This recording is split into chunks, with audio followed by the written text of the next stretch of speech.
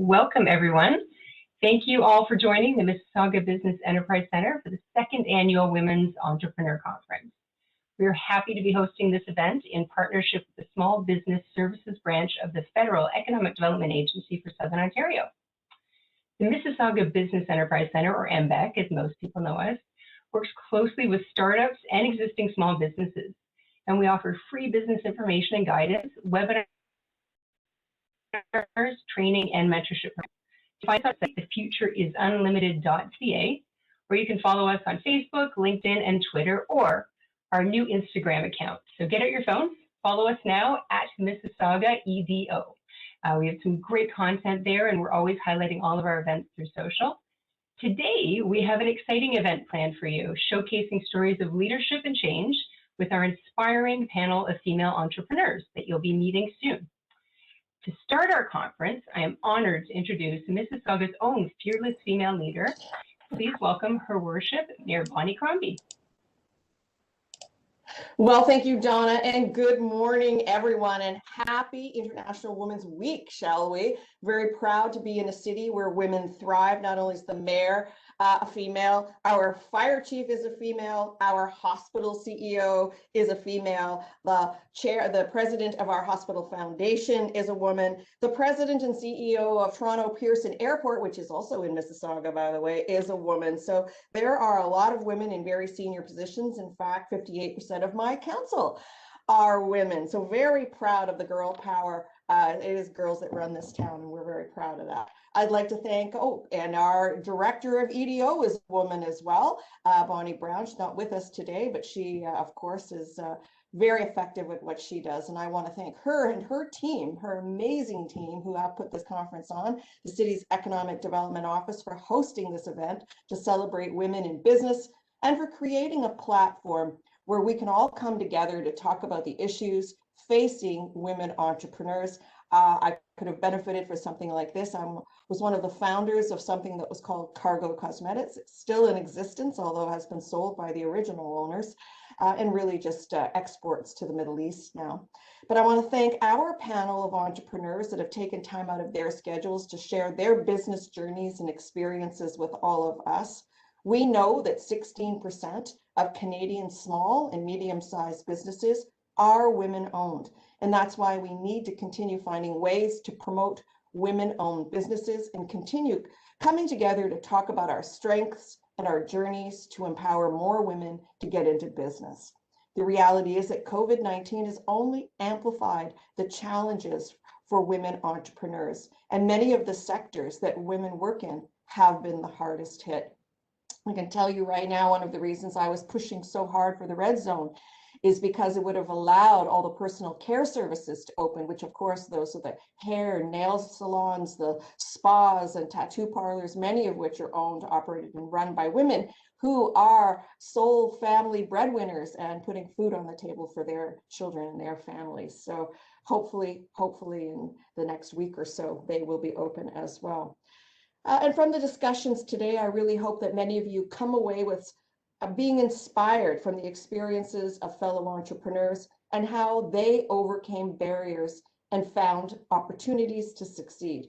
I firmly believe that women-led businesses will be a key driver to Mississauga's economic recovery. And to ensure that that happens, we need women to be an important part of this discussion and influence decisions that will help narrow the gender gap in parity and business. So I encourage all of you to connect with our economic development team to learn about the programs, resources, and services that are offered at the city to help support you in your entrepreneurial journey. Whether you're just launching or just thinking about starting your own business, please take advantage of our support systems, make new connections, and continue to build a community of networks. Please enjoy today's conference, and I hope that you all come away driven to make a mark in the business world. So let's make this morning one to remember and push for transformative change for women entrepreneurship. Thank you very much. Back to you, Donna. Thank you so much, Madam Mayor. That is great, inspiring words to get our day started. So we will move to our next step where we are having our partner join us with a few words. Franca, just pull my notes here, sorry. Franca Pomponio is the Regional Business Officer from the Federal Economic Development Agency for Southern Ontario. Franca, if you'd like to say a few words. Thank you so much. Good morning, everyone. I'm delighted to be here today on behalf of the Federal Economic Development Agency for Southern Ontario. It's been a difficult year for everyone, and small businesses continue to face economic hardship and uncertainty resulting from the effects of the coronavirus pandemic. We all know the numbers. We know that small business plays a key role, key part of the economy. But COVID-19 also has emphasized, I think, just how important small businesses are to their communities as well as to the economy. But in this time of difficulty, they continue to show remarkable resilience. Many small businesses, though, have also proven critical to our health, safety, security, and daily activities, as well as the cultural and entertainment pastimes that add so much to our lives. I'm honored to participate in today's event and to be able to recognize your contributions and your agility and perseverance during this difficult time. I wanted to also say that the Government of Canada has been here for Canadians and businesses since March 2020. That's a year ago now. Wow. The government has rolled out a number of programs to support businesses as part of the COVID-19 economic response plan. I encourage everyone to visit canada.ca for more information and to visit often to see the updates. In particular, you may have heard of our Regional Recovery and Relief Fund, or the RRRF, launched in May 2020. We have invested since then into 26,000 businesses and organizations to maintain 43,000 jobs and help businesses cover operating costs and prepare for a more stable future. For those of you who are not familiar with us, we're often referred to FedDev Ontario. Our mandate is to strengthen economic capacity for innovation, entrepreneurship, and collaboration, and promote the development of a strong and diversified Southern Ontario economy.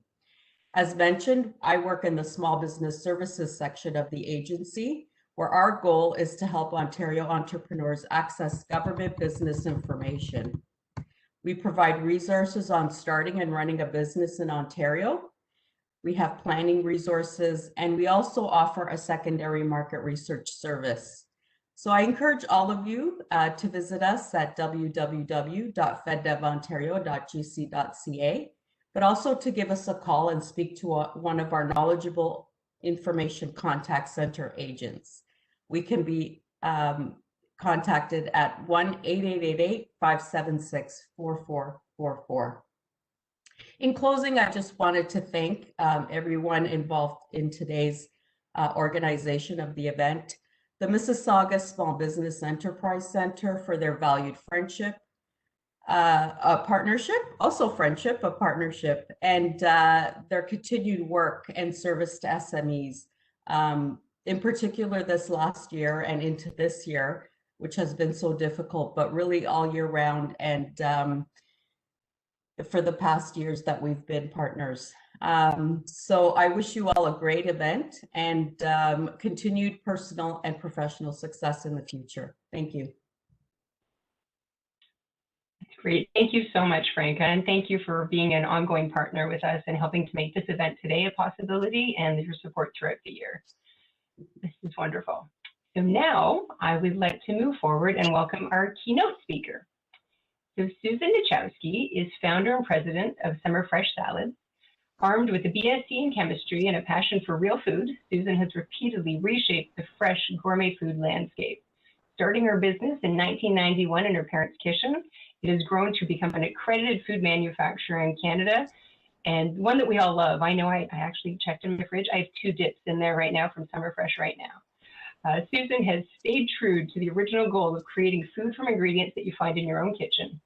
And Susan and Summer Fresh have been recognized with numerous awards, including RBC Canadian Women Entrepreneur, W100 Top Women Entrepreneurs, and Canada's 50 Best Managed Companies for over 22 years running.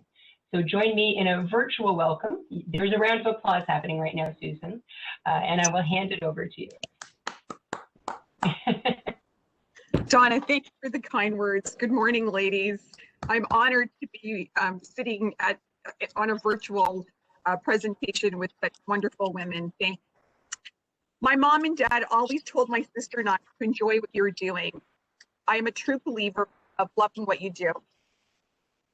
Oh, is my presentation on? Oh, okay, what's going on then? Laura?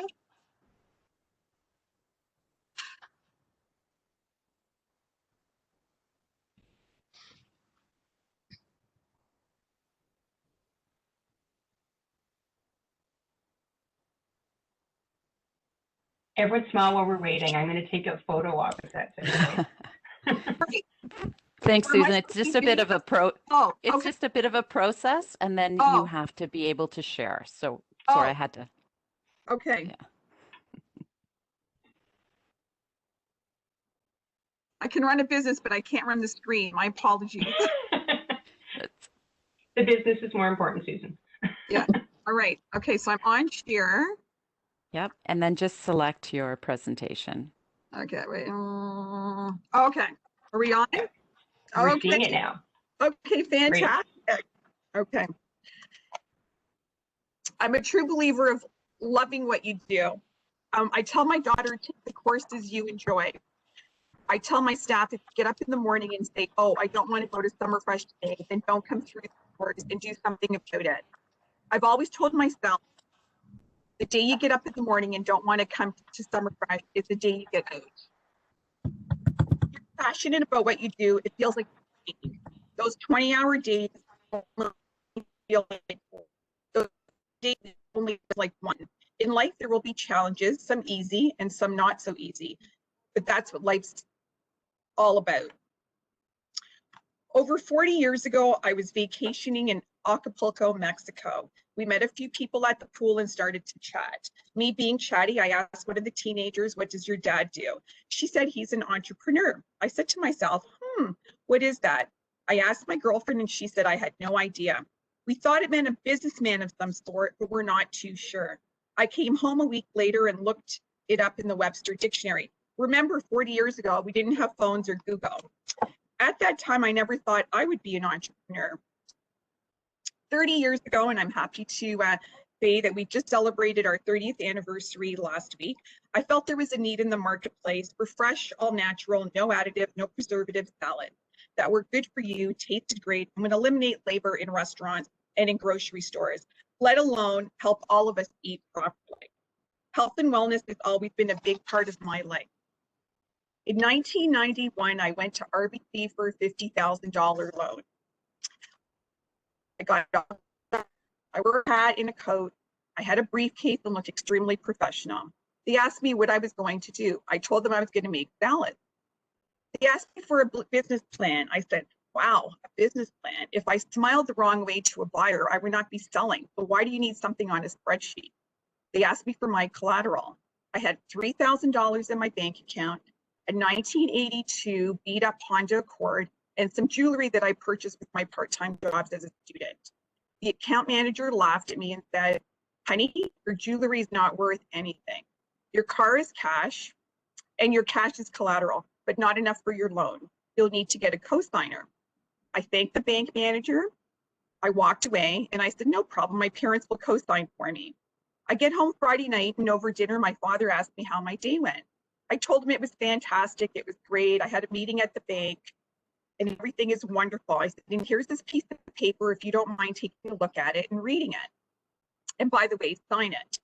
He read the document and he said, no. I was in awe. What do you mean? No.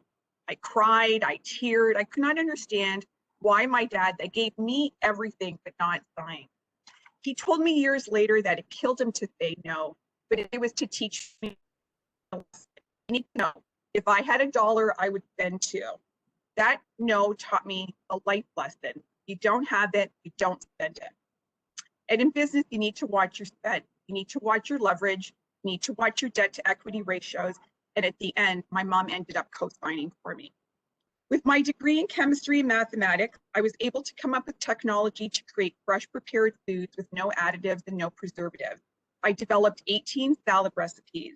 With my mom, Frances, being my foundation, we started Summer Fresh Salad.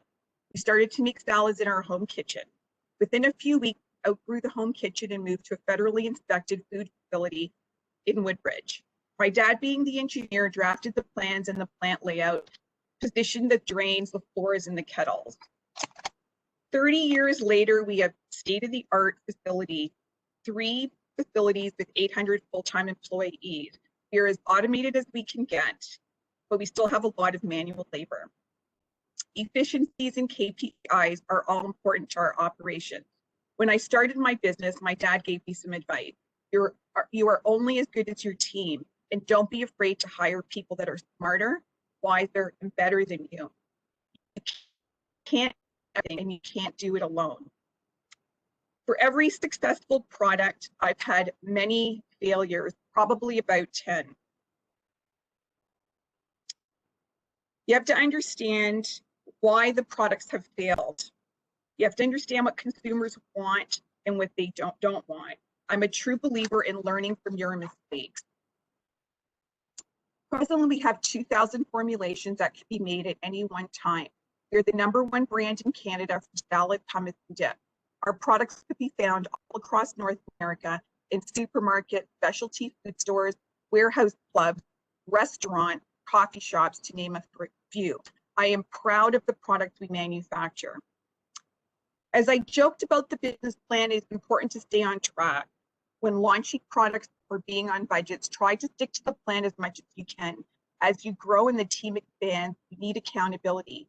There will be setbacks, losing a customer, having products delisted, or the ever-changing landscape with the consumer. Whoever would have thought a year ago we'd be living in a pandemic? When Trudeau called Canadians back to come home, I was in Florida. I honestly thought I'd be coming home for 2 weeks and I'd be going back for Easter. Whoever would have thought we'd be living through COVID? And there have been many, many challenges. Employees were afraid to come into our plants and our offices. Some worked from home and some didn't. We implemented strict COVID protocols in our facilities, taking temperatures, wearing face masks since February. We installed partitions so employees felt safe working on the line, being in the offices, having lunch. We made sure that our teams felt safe. I was in it with them. If I felt safe, they had no fear. Together, we made it work. We all love what we do. We have been very fortunate. We have donated millions of pounds of line work that we are forever grateful. Our various food banks are in need of food to our amazing employees, that we would give them food boxes. They felt safe during the pandemic and they didn't have to go out and shop. We had to change our offering. Found food service restaurants were not allowed to be open. Thus, no orders. When they did open, it was a limited offering. We had delis closing or reducing assortment. Thus, no orders at all. Together with our analytical team, we analyzed the consumer, what they wanted, how they were shopping, what they were buying. They wanted, we knew what they wanted. Our data showed us that consumers were not shopping as much. They were not going out 3-4 times per week as they typically would have, but were going in once a week with a larger basket. They were purchasing groceries such as chickpeas, pasta, frozen veggies, and were preparing a lot of comfort food. We focused on our core items. Health and wellness, salads from bulk to pre-pack. The consumers felt safe. Summer Fresh brand of choice. Summer Fresh salad bowls is what consumers felt safe and healthy eating. Health and wellness has always been one of my forefronts. We found consumers with larger pack sizes. We offered them larger pack sizes.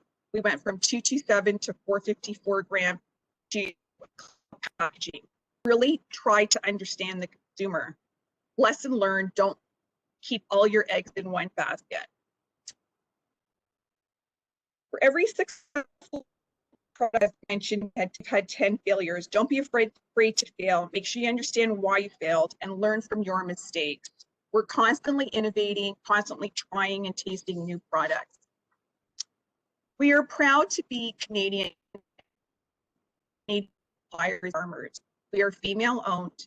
We are true believers of quality, consistency, and innovation, and we are also very passionate. I was speaking to an old employee last week, and he said, what I love about Summer Fresh was that all of the employees feel passionate about what they do. He said, you don't see that, and he didn't realize it until he left us.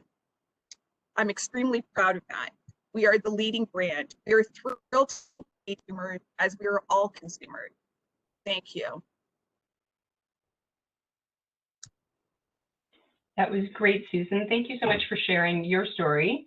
And I love some of the lessons you shared, specifically love what you do. I know that's one of the most important things, and I know it's something I try to encourage in my friends, my family, and my girls as well. So we are now moving over to our panel discussion. So we have two wonderful panelists, also female entrepreneurs who are joining us.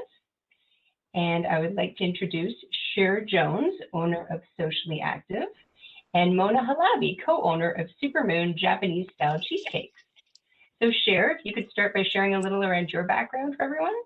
For sure. Hi, everyone. It's definitely exciting to be here. I am so inspired by Susan's story, and just, it's one of those things where it's like, shoot for the moon. If not, if you miss, you could be Susan. Like, how awesome is that? I think she's awesome. And it's just incredibly exciting just to share what I know. So for those of you who don't know me, my name is Cher Jones, and I'm a social media trainer, and I specialize in helping corporate professionals, leaders, as well as consultants develop a powerful brand online, specifically in business, because these days in this digital first environment, we look people up before we decide to do business with them. And so it is your job to make sure that you have a presence that makes people either want to work with you, for you, or refer you, because now we're connecting more than ever online, and you are their best source for information about you. So you want to make sure you show up right. So I work with teams as well as individuals and help them really not only develop a professional digital presence, but those who need to evolve and grow further into developing a powerful personal brand for business. That's what I do. That's great, Cher. Thank you for being here. Thank you. Mona. Hello, everyone. And happy week. Very inspiring. Thank you, Susan and Cher, for sharing.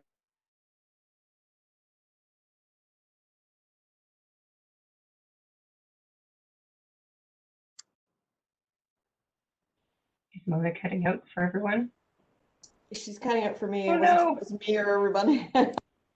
We've lost Mona.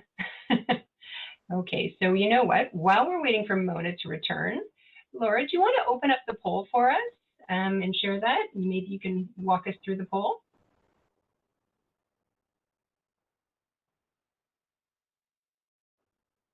I can, just 2 seconds Okay. here. Probably Okay, out there. just had to find,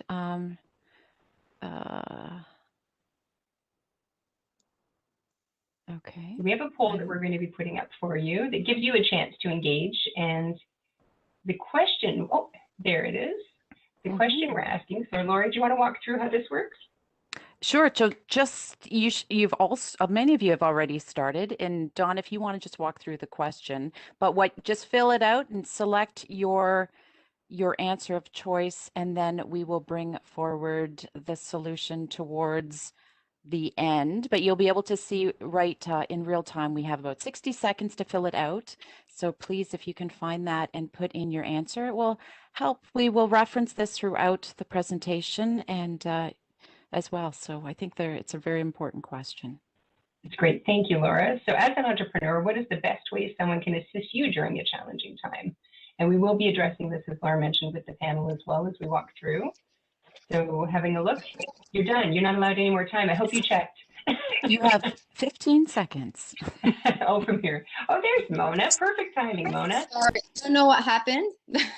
That's okay. It gave us a window to open the poll. So Mona, if you want to share your story. Yes, so I started Supermoon Cheesecakes 4 years ago as a response to what we perceived was a gap in the Japanese cheesecake market. It was actually during my mat leave after giving birth to my second child that we started working on the Supermoon project. And within a year, we opened our first location in Streetsville. And I think 4 months ago, we opened our second location at South Common Mall, Mississauga. And yes, you'll notice Mona opened a retail location during COVID. So great. Just a week Great. actually before the second lockdown. Yeah, so. Yeah, that's brave. That is bravery right there. Okay, excellent. So today's format will be very casual. We're really opening the floor to our panelists, and we're going to share some questions, but really looking for insight for everyone that's here. Please also send questions to the chat forum. Laura will be monitoring those questions, and we'll bring forward ones that sort of fit in and make sense for the panel, but please feel free to share your questions as well. So just as a starting point, and I'll leave this open to the panel who wants to start with this, what do you feel has been the greatest challenge you've faced as an entrepreneur? And how did you adapt to face and overcome this challenge? And we're talking here about changing a service, a product, or even your whole business. And I will throw it open, but I will pick on you if no one starts speaking.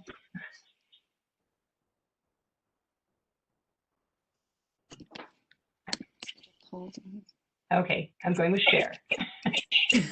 Right. So it's interesting because when I look at one of my biggest challenges throughout my entire time of entrepreneurship, which has been longer than I care to admit, but I went full-time entrepreneur in 2013.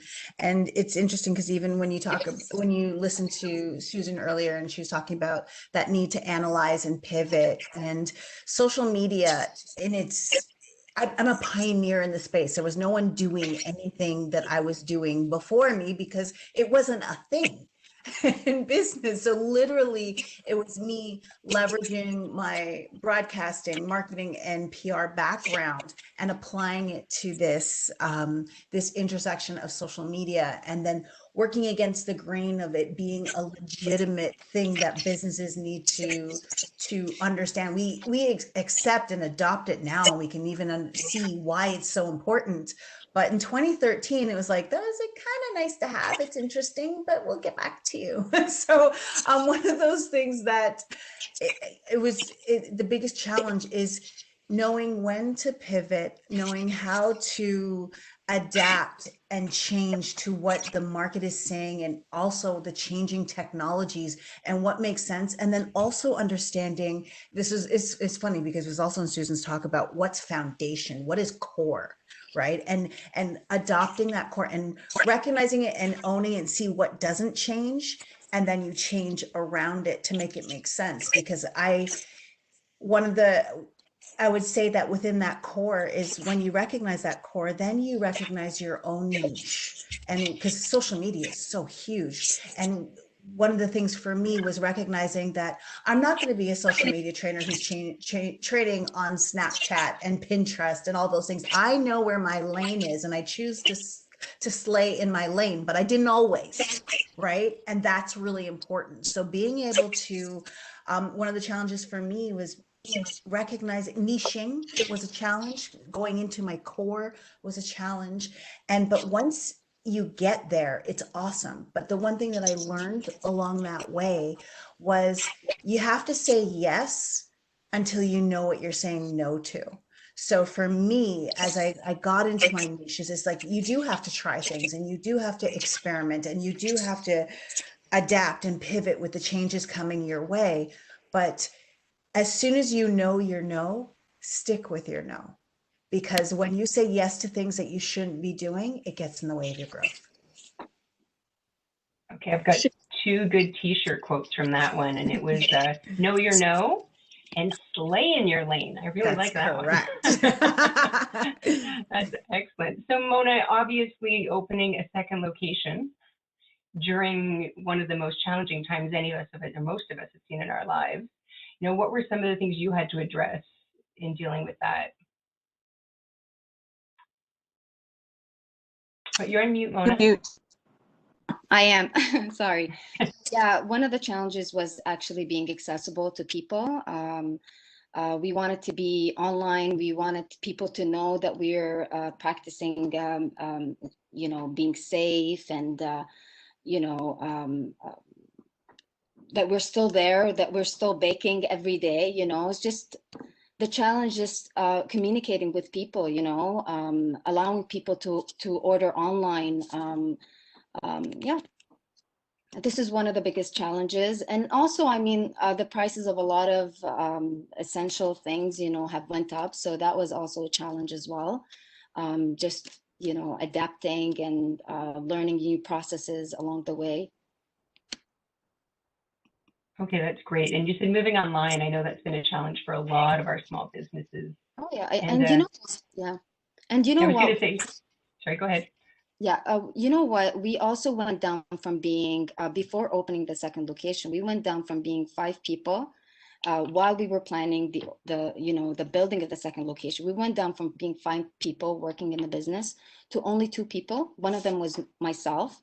So I had to learn how to be lean, agile, you know, how to make things work for both me and the other person working with me.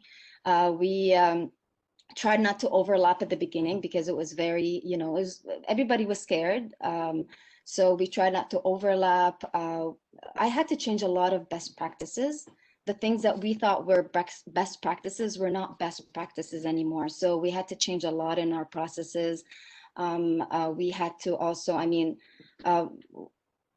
I don't know, but we, you know, we tried to optimize, you know, production as much as possible to make it easier for us to work with such a lean team. Okay, that's great. And I know I was going to do a shout out to our Digital Main Street program, who's been helping a lot of our small businesses get online or take their online platforms and really enhance them through social media and other areas. So it was so great to hear that that's been important to you, but also, yeah, streamlining our businesses, I think, has been a lot of people are out of jobs because the opportunities just aren't there we can't afford to keep the same teams that are there.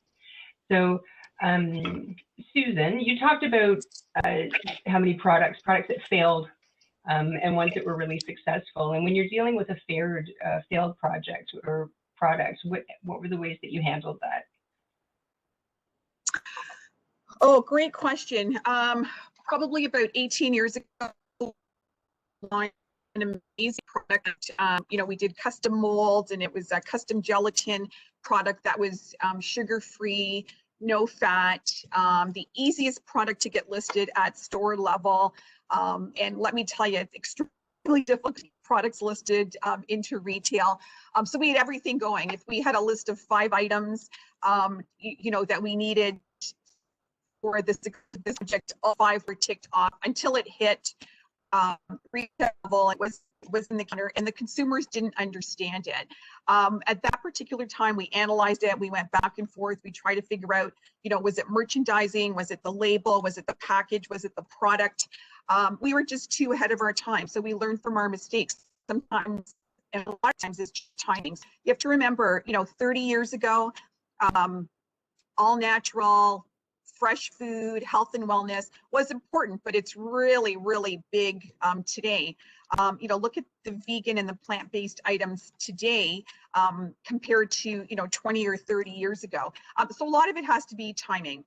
And consumers' flavor profiles change. I mean, you know, a couple of years ago, you know, it was basil and herbs that were hot and exciting into the trend. Today, you're seeing hot sauces, the hotter the better. So you have to understand the consumer and learn from those mistakes. And I did read an article where you said you were putting out pumpkin flavored hummus, which I have not tried yet. Is that really successful? It's an item. So we took the success of Starbucks with their, you know, pumpkin cappuccinos, pumpkin spice lattes. I thought, well, why can't we do it in a hummus flavor? So it was a limited time offer. We've launched it in the last couple of falls, and it's done extremely well. We didn't launch it last year because of COVID. Because, you know, everybody just wanted same old for fall of 2020. But people want excitement in the category. That's how you create consumers going into your counters. Okay, next time I see it out, I will buy it and try it, I promise. Laura, do we have any? I see one question from the audience. Is there one that you'd like to share? Well, for the food people here, Mona and Susan, we have a question in regards to funding. And it's obviously a problem for many people, but specifically in the food industry, can you speak to how you access funding, what strategies you would suggest, and how long were you in business before you were able to access funding? I can answer that question. As you heard in my talk, and I've for 30 years, I had to go to the Royal Bank for a business loan. It was $50,000 that I had to get a co-signer for.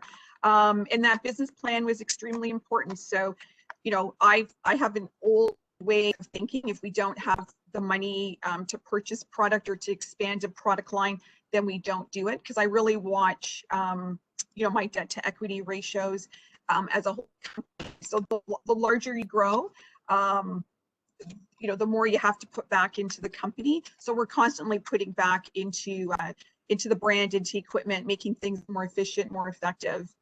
And the best thing that I can tell any entrepreneur is make sure that you are financed properly. So if you need $100,000 loan, for example, make sure you know your true cost, your true labor, your true overhead, and what margin you're going to be working on.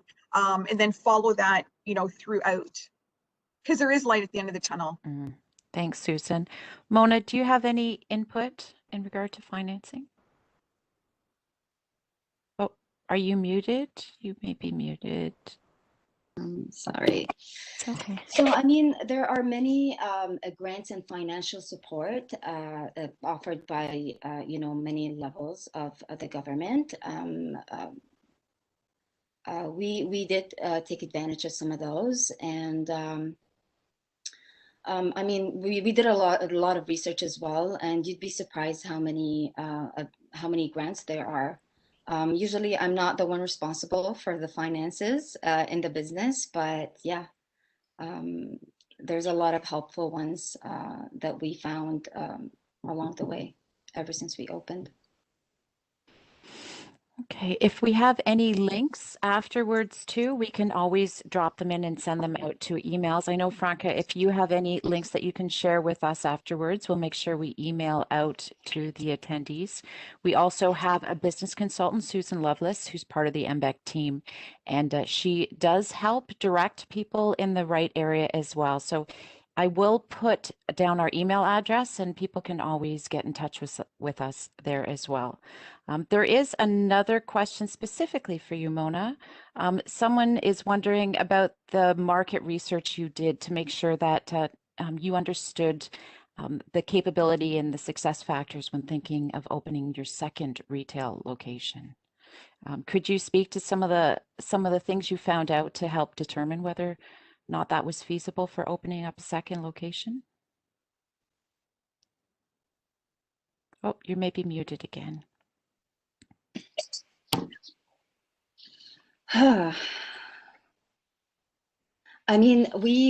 plan was always to grow, and we wanted to own our own corporate stores, of course. We did do a lot of market research, the demographic and everything in that area. We saw how people were, interested in the product. It's a unique product. You don't find it. Maybe we're the only ones, or there's maybe only 2 players in Mississauga that make those cheesecakes. So for us, it wasn't a very maybe difficult decision, or it was just very unique, and that kind of helped us a lot when opening the second location. Great, thank you. And there is one more while we're still on a roll here. Cher, there's one for you. You said you have to say yes until you know when to say no, or know what to say no to. Hopefully I got that right. Something that really resonated with our attendee here. But when did you know when to say no? There are a few things. So sometimes it's about The minute you do something and your spidey sense is tingling, it could even be before you do it. If your spidey sense like starts tingling, that's probably a good indication to know. Also, one of the things that govern me, because it's interesting, is even as I sit on this panel, being, you know, a solopreneur, a consultant of sorts, whereas we have different types of businesses, which I'm really appreciating how you guys constructed this panel to give different perspectives. But the one thing for me as a consultant, as a trainer, the thing I needed to have was my resentment number. At what you need to know, at what point will you resent doing the work? Do not, no matter what you think you need, unless you have to make a financial decision where you know you're taking the L and it's going to hurt, but you need the money. Because that happens over our entrepreneurial journeys where we have to do things, even if it, you know, even if it's way beneath your value, but if you need it, you need it. But ultimately, if you operate within your resentment number, so you know, after this, you are going to resent any request to change things, any request, any extra calls, any things that you would normally consider absolutely normal and a part of the client experience with you. The minute you get lower than that number, it is not worth it. It is more of a headache than anything else. So that was one of the things that governed a lot of my no's. And then the other thing is, as you experience, so you say yes, and then you experience and you evaluate, is this something, is this an area that I want to go down? Because especially in the early part of your journey, you may not, you don't start your business and get to the middle of your business in the exact same place that you started your business. You need to open yourself up to opportunities, but then quickly as your spidey sense is tingling and you get that, I don't really like this. And it's not coming from a sense of this is hard and I'm scared, because that's a different feeling. But this is a, no, I don't like doing this. The minute you know you don't like doing it, don't do it. Great words of wisdom. Thank you. Thank you. Yeah, that was great to hear, Cher. And it's interesting, resentment number. I had never heard that phrase before. And I'm wondering if my resentment number is like, I'm a lot more open when it's family requests. So I think we're better with it, but relaying it back to family, but as well as our job and everything that we're doing there. And it's back to the passion piece too. If we're not loving what we're doing, then should we be doing it and integrating it into our roles? That's great. And then Thank the you. family, please. Sorry to interrupt you. I couldn't help it. Both my parents are entrepreneurs. So I grew up in this entrepreneurial lifestyle, and both my parents, hairdressers. My dad and my mom owned collectively 3 salons. And the one thing that they did, and then I also have uncles and aunts who are also in the hairdressing business. And the one thing that they were very strict on was they had a family and friends discount, and it was standard. And they did not go above it. And that we had other aunts and uncles who offered different discounts. And my dad's like, it's okay. They can have that business because I don't want it. And my dad had a standard, and it was always something that stuck with me as well. So again, that's still part of that whole resentment number factor of know when you're going to resent the work because it's not worth it. And don't go below it. Yeah. And Cher, I'm glad you said that. I think as a female, you gut feeling. You know, whether you're interviewing, whether you know you're going, you know, down the proper path or you're sidetracked, you know, usually within the first few hours or the first couple of minutes, you get like this ump in your stomach and you're like, oh, not a great decision. How am I going to change, you know, that answer? How am I going to change the service, or how am I going to change that product that we said we were going to do? Or you just have a gut feeling, whether you're interviewing someone, you just know. Maybe it's a female sixth sense, I don't know, but I really go with my inner gut feeling. I have to go, it is female intuition. We are blessed with that, right? Oh, that's great. So one of the questions that we wanted to ask is, given the change that you've experienced over the years, is there something that you can look back on, and with that gift of hindsight, you know, would you have done something a little differently? And so Mona, I know your experience is a little bit shorter frame. Is there something even in the short term that you would have changed in what you've done?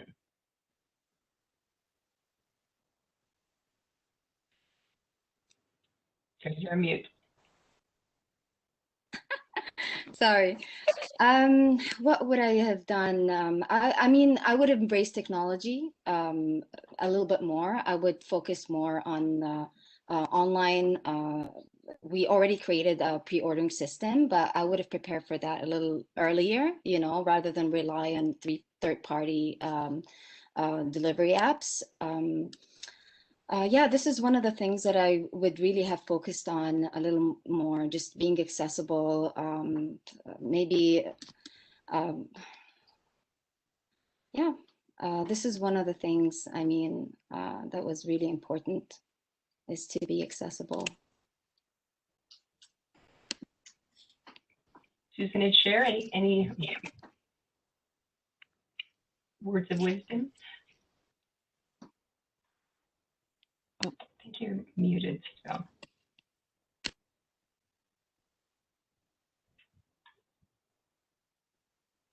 Oh, she might be muted still. Can you unmute? Yeah, Susan, you seem to be muted still. Oh, Cher, do you want to?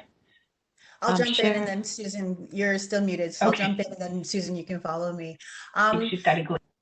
Yeah, one of the things it comes back, it's funny because it comes back to this yes, no thing. So, but it's a different angle on the no. So I allowed myself to say no for other people. And here's what I mean by that.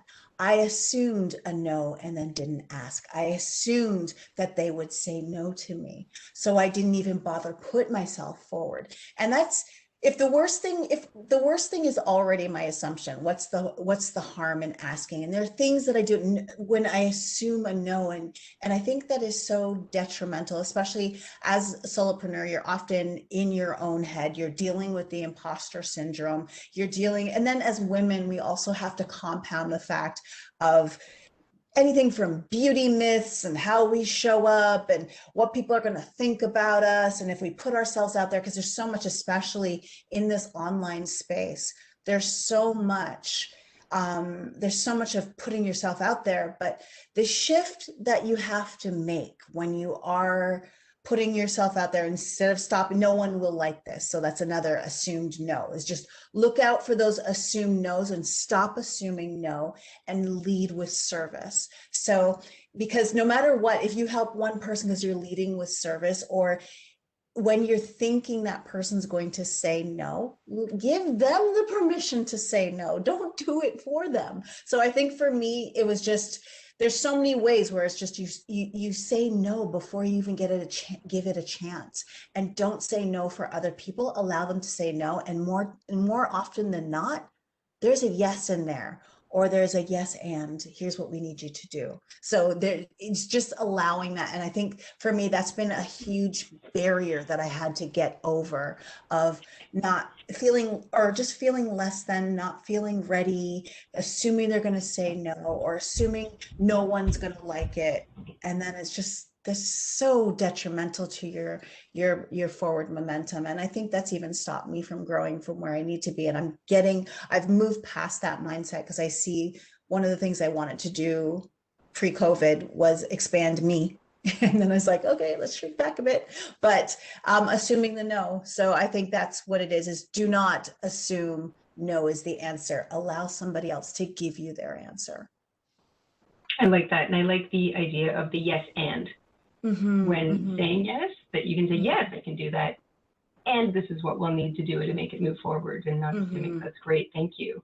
Susan, your mute button's working again. Yeah, no, my screen came back on, so it was just weird. My apologies. For me, it's all about integrity. I truly believe in integrity. I truly believe in honesty, and I respect people. And I believe, the way I am, the rest of the world is, and that's not really the case. So, I'm a true believer in the handshake agreement. And, I've been burnt, so now everything has to be documented. All the I's have to be dotted and T's crossed. But again, that integrity piece to me is extremely important, and a lot of people don't have that. So I've learned from my mistakes. And that's huge, especially as a growing business, right? When we're relying on others to help us grow and move forward. I think it's work backwards. Sorry. I just said absolutely. Yeah. Laura, do we have any more questions from our audience. Yes, and definitely relevant to this. So somebody is asking about customer feedback, understanding it's invaluable, especially when we need to pivot, but how do you deal with the negative feedback, especially if you're new to social media or social media is growing in importance, but if it's provided through public reviews and social media, how do we deal with that? Anyone share specifically? Maybe you can start since you're the expert. For sure. I think it's important that we respond in public, but deal with the issue in private if there's an issue to be dealt with. So people need to see responses because we as humans also recognize that there are those people who are just there to make the world burn. They will have whatever they need to say, and we can kind of spot them now. It's not like we're looking for the sanity in the crazy, right? So we're looking when someone has a legitimate concern, and then also, especially if the company itself responds well, you know, and not placating the issue, not, oh, we hear you, but let's like it has to now in today's day, because we've evolved in the whole concept of customer service online, there has to be a real genuine response and a desire to help. But then you don't want to have that entire conversation go out online unless it is strategically advantageous that you do. So that from a customer service response perspective is one thing, but also, you know, that confidence from a personal brand perspective of putting yourself out there. There's a lot of confidence that you have to muster from your insides, and sometimes that's so hard, going back to what I was talking about before with imposter syndrome. But what you do is to shift that. You create content, you put yourself out there in a service-based mindset. So how is this content going to help? Because no matter what, whether you get 10 likes or 1,000 likes, right? The fact is you put it out there with the intention of helping, which takes the spotlight off of you, even though you are central and at the core of the content, and puts it back on someone out there needs to hear this. And when you go with that intention, it just takes all the pressure off, because the expectation is the intention is not, I need, you know, 20 comments on here, 1,000 likes, whatever the vanity metric that you're applying to it is really about just going with a service-based mindset, and it just takes the pressure off.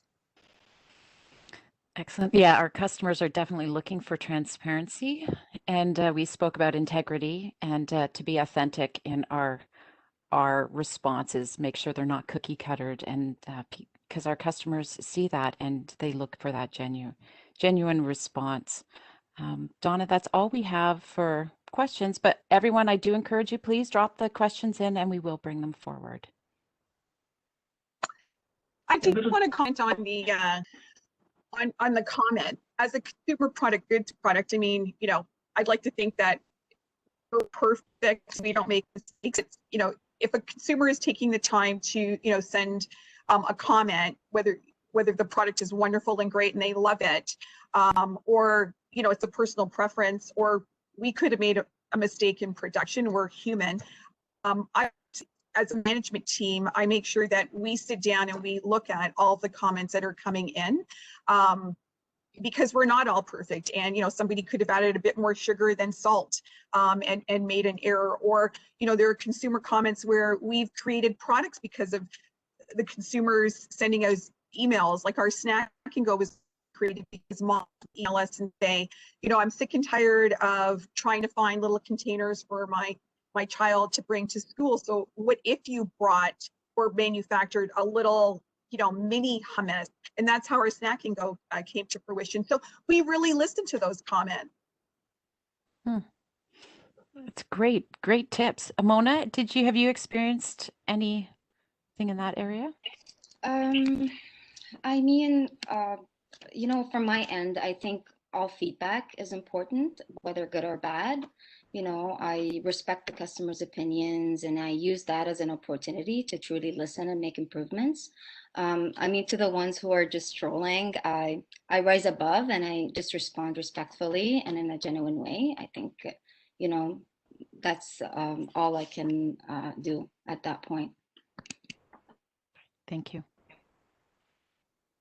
Okay, that's great. And we have a question actually from our audience as well. Just as entrepreneurs, has there been a point where another business has reached out to you that looking to engage and partner, maybe moving from a solopreneur to becoming an entrepreneur, like becoming a partner in your business growth? Is that something anyone's ever encountered? I could answer that. We've been in business for 30 years. We've been growing. We get calls all the time, which I'm honored. And I always say, as long as we've got a strong balance sheet and I really, love what I do, I will stick with it. But, to each their own. And I think it needs to make sense for you, right? Like, why would you bring in a partner if it's going really well when you're working on your own? Sharon, did you have something to add? Sometimes you might need capital. Sometimes, you may not be able to grow your space, one-man operation, or, you need someone that's got, they want to be a partner as opposed to part of the team in terms of employees. So whatever makes sense for your particular organization. There's no template for that, in my opinion. And for me, I had to look at, because I've had a few offers for partnership, and I had to look at it as far as because a lot of what I do is intellectual capital, and it's my training programs, and how does that blend in with the offering of the other company?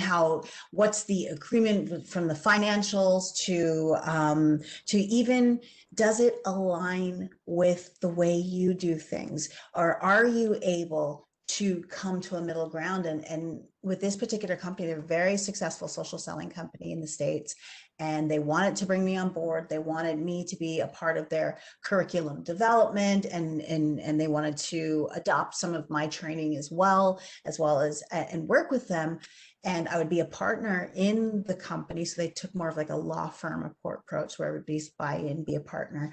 And when I looked at their core methodologies of how they do things, it just didn't align. I couldn't get on board with it. It wasn't who I was, or my belief system in that authentic personal brand for business and being able to marry it. So they had a different approach where everybody on the team in order to scale, everybody that they were training, they would have to have the same LinkedIn profile. And to me, that was like death by 1,000 cuts, because my methodology is about marrying you authentically to the work that you do in a service-centric way. So I think that's really important. And I just couldn't do it. It was a lucrative opportunity, but I just couldn't do it. So it's really, for me, it was, it wasn't just the money. It was like, did I feel like I was selling my soul? In this case, I did. So I was just like, I can't do it. But there was so much about it that was sweet. Like I wouldn't have to take care of my own marketing. It was like a central hub for marketing, and being able to work with people, because I create in a vacuum. So yeah, but at the end of the day, I was literally going to be selling my soul, and I couldn't do it. Oh, that's great. And it's interesting to hear that, because I know as a solopreneur, it is tough. You're relying on a lot of your own decisions around those pieces. Who do you go for advice when you are a solopreneur? Who do you reach out to? Do you have an advisory board, or do you have a group of people that you're working with? Absolutely. Probably a bit of both. So COVID this year has been hard. So I have people that I've reached out too. But in fact, I used to go monthly to Panera Bread at Square One and meet with these 3 other women. And every single month we would talk. And so it was kind of like a mini advisory board, and we'd all come with one problem. We would just talk and get feedback. And that was really important to me. I also found myself in different online communities where there was a support there, as well as a coach. And that was important to me because I needed that professional input and direction in addition to peer support and with women that I absolutely 100% respect. And then just being a part of other organizations, like for example, SheEO was big for me, and just the women that I've met there. So, and then I've done a lot of stuff with BMO as well. So there's a lot, BMO for Women, there's a lot of women that I've met and networked with as a result. And I was part of a BNI before. And so there's just all these, it's about surrounding yourself with people who just have experienced stuff, and recognizing, I think within the ability to surround yourself is recognize who, like the awesome and different people, and who to go for what, and recognize your intention when you're going to somebody. Because like you can go to somebody because you want to feel good, or you can go to somebody, it's like the difference between going to Paula Abdul or Simon Cowell. I want the Simon Cowells in my life. I need to hear that feedback. And sometimes, you need a little Paula too, so that's okay. But knowing who's in your circle, who can really push you forward, is very important. It's knowing whether you're asking for support or advice, right? The Paul is the support. Yeah, Simon's the advice, and he's going to get you right where you need to be. That's great. So, yeah, Susan, thank you. Yeah, but as an entrepreneur, and as a female entrepreneur starting 30 years ago, I'm sure many of you feel this way. It's lonely at the top, so you have to surround yourself with great people, and don't be afraid to ask. I mean, I've been very fortunate in my career. I've got a great mom who's extremely strong and knowledgeable, and a wonderful sister. But I'm surrounded with amazing girlfriends, whether their strength is accounting or banking or marketing. And sometimes I don't like hearing what is said to me, but you have to make that decision because it's very lonely at the top. And don't be afraid to surround yourself with great people and ask the question. That's great. And I know, Mona, you also had family behind you. I believe your husband is your co-founder. I know it's nice to have that partnership, but who do you surround yourself with? Pardon? Sorry, who do you surround yourself with for advice? I mean, usually I talk a lot to my family. We have a great support network, be it family or friends who have experience in the same or similar fields that we can learn from in our line of work. So yeah, also, I mean, we cannot forget about the support that is readily available from government programs like the DMS and etc. But usually I do ask, I lean on my dad a lot for any support, and my husband as well. Yeah. That's great. I come from a family of 4 girls, so I get a lot of advice as opposed to support in pretty much everything I do. So one of them might even be listening right now. So. I actually do have 2 sisters as well. Definitely, I get a lot of support from them. They push me forward all the time, for sure, 100%. So Donna, that's a good segue. There is a question here regarding a mentor in your life or someone, a support. Can all 3 of you maybe answer this? What's the most valuable lesson you've learned over the years from one of your mentors? Cher, if you want to start, you're down here. For sure. I was talking about it earlier, and it is having a resentment number. I can't tell you how, like, I heard this in 2012 and I started my business in 2013, and just knowing my resentment number and sticking true to that has, as a solopreneur, especially where your prices, depending on, like, there's so many factors, like there's never one.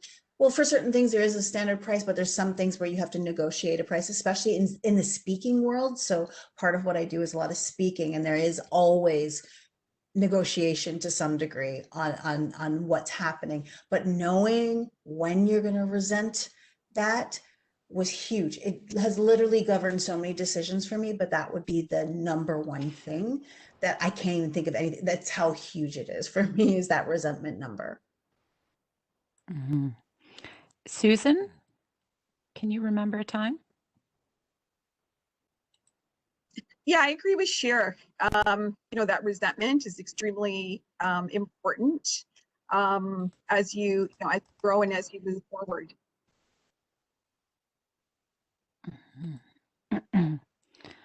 Mona, do you remember a time, some key advice that helped you along the way? Oh, I'm going to unmute you again. Hold on a sec. Let me. Did that. Oh, you did. There we go. Okay, so I mean, don't get too emotionally attached to any idea or person or thing in the business. People Yeah. go. Having that ability to think critically about things is very important. I mean, it's so easy to get excited and carried away. I can definitely relate to that one. Okay, Donna, back to you. There are some other ones, but do you have anything else you want to put in? Yeah, I think we'll move forward a little bit. So we've really focused a lot on looking back and where we are now. I think let's take a step forward. If we're to think forward on, we've seen these things that have happened. This year has been a year that we've never seen in our lives. We've had to make a lot of changes. The word pivot has been used more this year than I've ever heard it in my life because we've had to do it so much. Is there a way to, are there things that you would advise to our panelists or our audience?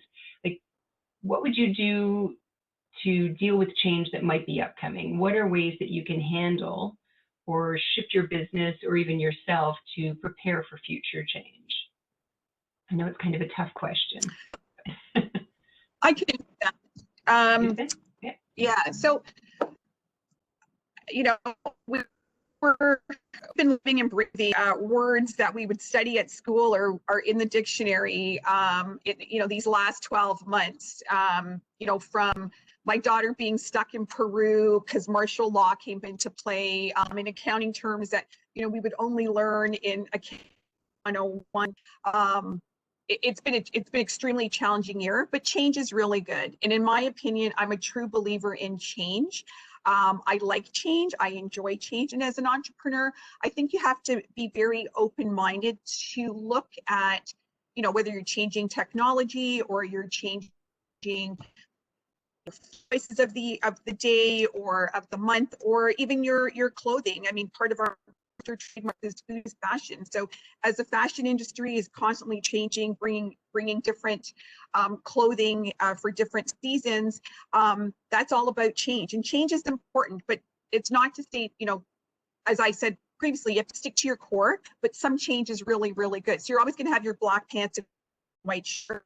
That tie may change or that shawl may change, or that piece of jewelry may change. Same with eating. You're always going to have your protein and your vegetables, but maybe you'll add a dip, or maybe you'll add a little bit of a salad. So constant change is important. And even in the way, you have to be open-minded. You can always say no. You can always say yes. And there might be light at the end of the tunnel for that decision that you're making. Okay, that's great. Mona, do you have any advice? I mean, honestly, like Susan said, you have to be open-minded to change.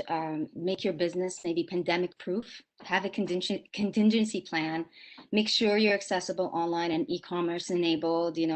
Be as lean and agile as possible. Also, very important point is hire highly skilled and trustworthy staff. Even if it costs more. The cost of high turnover and undependable people is far greater in the long run. So this is very important, aspect. Sure. What I'm looking at now, it actually comes back to what Susan said in her talk. So she said, analyze and pivot, focus on the core, try to understand the consumer. So for us, it's like understanding, okay, what's the next? You can, yes, there is a bit of projection and trying to figure it out, but also spend the time, because there's so much information out there, whether it's McKinsey or just KPMG, they're all putting out reports that we can learn from as far as where business is going. And then also your spidey sense of where you see business going. And then also what change is required for you. So for me, I've been operating, and the plan was prior to literally 2020 was the year that things were supposed to happen. I was gonna, bring on trainers and really grow beyond me. But then now that still is the plan to a degree, but it's analyzing, how does this plan work a little bit differently, being excited about the next normal, because we know it's not, I hate calling it the new normal, it's the next normal. And it is something that we are gonna, what things do we no longer want to normalize as okay? Because there's things that we've looked at from a business perspective, from a society perspective, that is no longer allowed in my next normal. And so analyzing that, analyzing what's coming up, analyzing the trends, and then layering that in with your business core, your core business offering. And so for me, it's finding a sweet spot, and there's going to be experimentation, and going in there expecting to learn, and that covers any failure. Because if you look at it with a lens of learning, as opposed to, oh my gosh, this may not work. No, what am I going to learn out of this? Because we got to try. There's no roadmap right now other than, looking at what's possible, and then seeing what aligns with you and what's possible for you. And then, being debt conscious as well. That's another key takeaway that we talked about today here. So for me, it's just, I'm excited about the future, because this is also, in the world of training, this has removed so many barriers as far as this adoption of technology like this, where, we were slow to adopt it prior to it. If you couldn't get your whole team in, that's it. I don't know if we can make this work. But now it's like, it's really just a schedule. It's really just a scheduling thing. And knowing what's going to happen in the future, knowing that there's going to be a hybrid model of this. So kind of projecting out, seeing, again, going back to my original point of, look at the research that's out there, tap into your spidey sense, talk to your customers to see what would make sense for them in their next normal as well. What is good? So it's like, at the end of the day, I think if I were to go back to it, it's about the research, and then also landing in a space that you're excited to be in based off of that research. So it's like, I know it's a bunch of little points, but that's where I'm kind of going with this at this point. No, I think that's really valuable. And I know that we saw that. So joining the Mississauga Business Enterprise Centre in April, this event last year was live, like all events were, right? These are the opportunities that we had to gain to get together, to network, to engage. Going into webinars, which Laura and the team did so well, flipping everything onto webinars, our audience has increased. There's probably people here that are not anywhere near Mississauga joining us today. So I think our audience has improved, and it's also for women, single women with children at home that couldn't come to our events on evenings and weekends, that they can attend these things. They can watch them when they're recorded. So I think there's been some really exciting pieces that we will keep. And I think the hybrid models, I think there's a lot of pieces that we've learned through this. And I love your idea of the adaptation of platforms and how people have taken them on so much more quickly, which leads me to a question that I'm seeing over here. Laura, are you okay if I bring this one forward? Yeah, so what types of platforms can you share, would you recommend, talking about people to meet and connect for growing businesses? So if anyone's, I know networking is something that's really suffered through the COVID, and I know we missed our in-person events where we can engage. Has anyone discovered some platforms where they can connect that they'd like to share? I'll jump in because there's so many opportunities right now. So there's a new platform, relatively speaking. It's iOS only for now, but they're opening up to Android soon. It's called Clubhouse. Clubhouse has been a phenomenal opportunity to network and really build authentic conversations. So for those of you who are not familiar with Clubhouse, Clubhouse is, just imagine call-in radio, podcasts, and call-in radio and podcasts had a baby, and it was called social. This is basically Clubhouse. So and panels, call-in radio, panels, and podcasts had a baby. This would be Clubhouse, and basically it's an audio only social media platform. If you're old enough to remember, so don't let this millennial looking face fool you, because I'm a Gen Xer all the way. So I remember the times of party lines where you jump in and you'd have all these people on the phone talking. Well, this is kind of what Clubhouse is like, but there's all these different rooms where people are talking and building their connections based off of their subject matter expertise, their thought leadership, as well as friendship stuff too. But a lot of business is happening on Clubhouse. So people are connecting on different levels. And then you connect them back over to your other social. For me, you know, I love LinkedIn, and that's where I hang out most of the time. And that's a platform that I believe as well is the professional home to your personal brand. And it's more than, because most people look at it, if they're not active on LinkedIn, they look at it as this resume house, and it's no longer that. Like I know, Laura, you lead a lot of sessions on LinkedIn. Take Laura's sessions, learn about how you can use this platform to build relationships. It's not just what you post. It's really the magic and the beauty and the relationships happen in the DMs. So be direct messaging and take those relationships. I was about to say, take them offline, like that's a thing right now, but take them onto Zoom, take them onto the phone, build these opportunities and to network and connect. And of course, I haven't been to a BNI meeting, but I know BNI has also pivoted to their online meetings and whatnot. So there's a lot of stuff happening even within the city of Mississauga and the Peel region, just as far as what's available there and any other region that you may be living in. But I would say, stay social where it makes sense for your business. Have a presence on LinkedIn if that is not the best place for your business, because there are a lot of companies where it's like, if you own a nail salon and you own, or a hair salon or an auto detailing place, LinkedIn, yes, have a presence there, have a professional digital presence, but stay where your customers are willing to have a conversation about what it is you do in the transformation. So share it on those networks and build the relationships, because so many people worry too much about posting and less about the relationships that will encourage loyalty. So that would be my advice. Yeah. That's great. That's great. And I am going to do a shout out to our Mississauga Board of Trade here, because they have great opportunities. And I know they've really tried to move their in-person networking sessions into online, and I've sat in on a few, and I have to say they're good. They're a good opportunity to reach out to people in this community, particularly if you are looking to meet customers, but also engage and build that peer sort of mentoring pool as well. So Susan or Mona, would you have advice on the platform side at all? I mean, the majority of our online interactions usually through social media, Instagram, Facebook. That's most recently maybe TikTok, but this is how we connect with our customers usually. Yeah, even responding to some reviews, whether through our delivery apps or reviews and feedback through a Google reviews, but this is how we usually connect with our customers.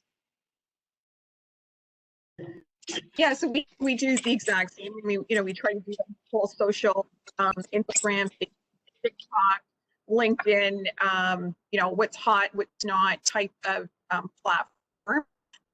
But prior to COVID, we were out there, giving product to consumers, making sure they're tasting the product, because it's a summer fresh product. You got to taste it. You either like it or you don't. It's important to get it into people's mouths. But again, going back to the change, we're constantly changing. We're constantly evolving. You really have to understand what the consumer wants and how they're going to be moving forward. People aren't, as I mentioned in my presentation, people aren't shopping as much as they used to. So how do you bring people to your product, your consumer. You know, many people are shopping online. So, you know, with technology, how do you mix and match certain items? So it'll be interesting to see, but you got to stay on top of the trend, you got to stay on top of technology, and you got to be willing to change. Okay, that's great. So we're getting near the end. So I wanted to go back to our poll. Laura, can you, I don't know if you can share it still or not, or I can just chat about it. I'll bring up the question that we asked with the poll. As an entrepreneur, what is the best way someone can assist you during a challenging time? And it looked pretty open across the different answers. So I don't know if I want to throw that out to you. What was something, how were people able to help you, or how was an organization able to help you during a challenging time? And we have addressed this a little bit, but.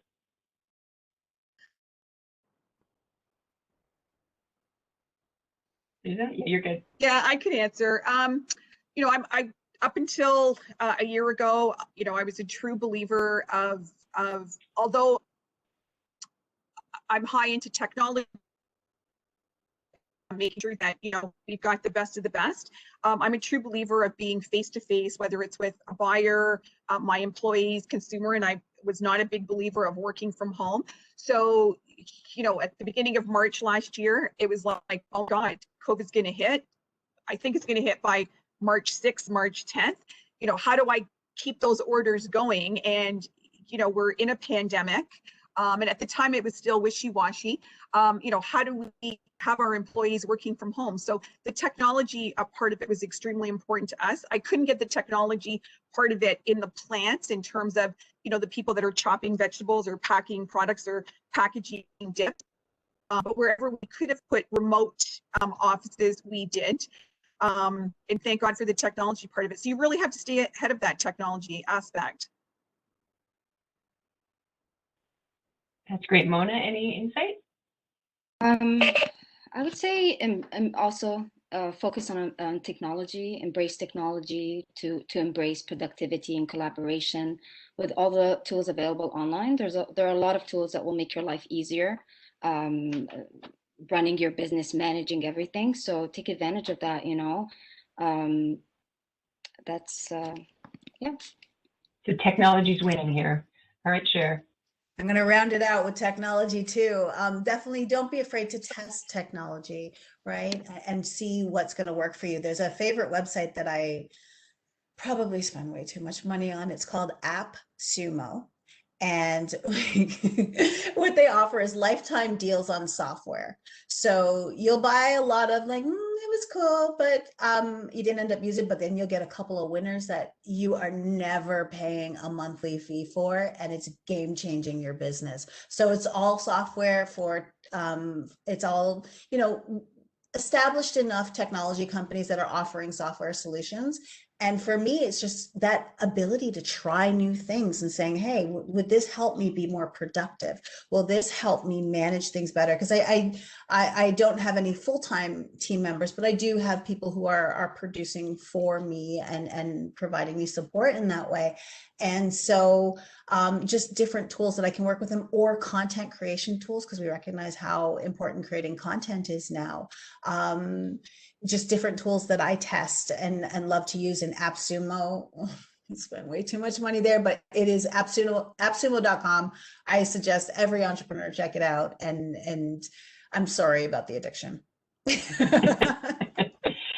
So we have one question, which looks like a similar one has come from our audience. And we're going to wrap up with what advice each of you would give our audience members who may be thinking of starting or who are looking to grow their businesses in the next year. And this one, I'll start with Mona.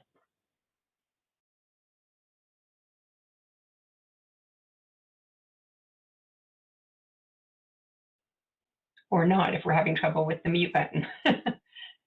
Susan, did you want to go? Oh. I mean, you know, as I joked around at the beginning of my my talk, if you've got a service or a product, you know, put a business plan together and really stick to your core. You have to, you know, deviate from the way you're going to get there from A to T, but sooner or later there's light at the end of it. And as Mona had commented, you know, don't take it personally. Don't get, caught up in certain things just because you think, this is the best tasting product or the best amazing service that's available. Sometimes you have to, really listen to your audience and understand your consumer and, go from there.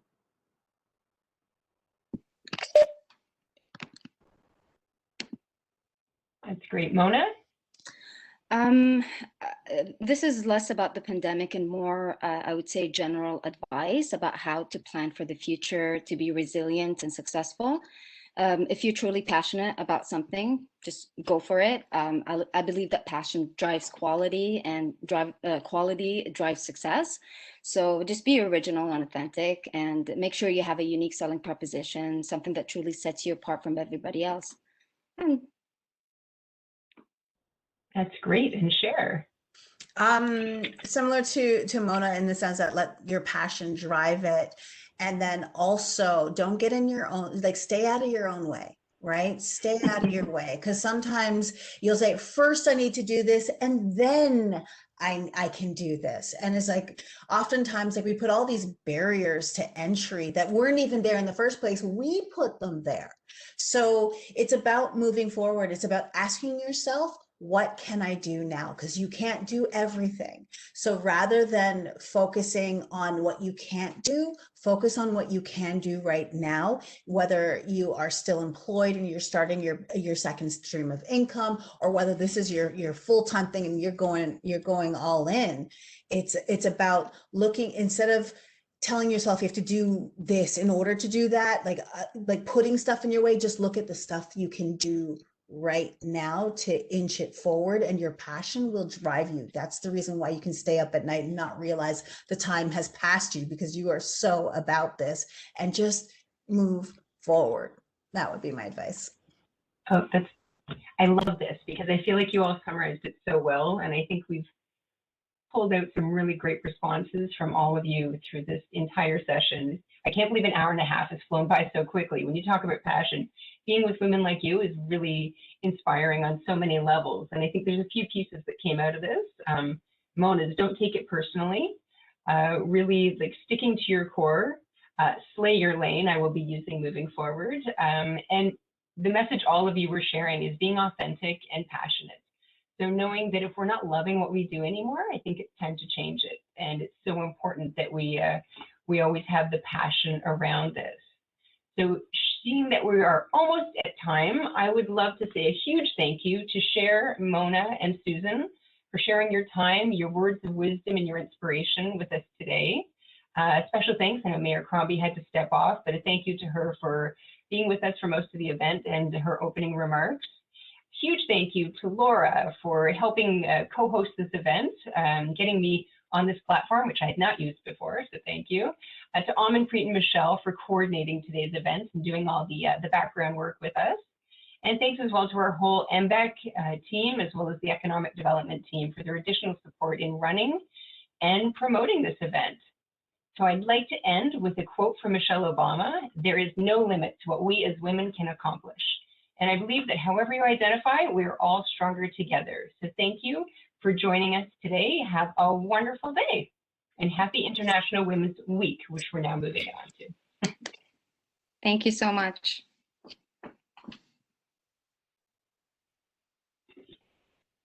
Thank you, everyone.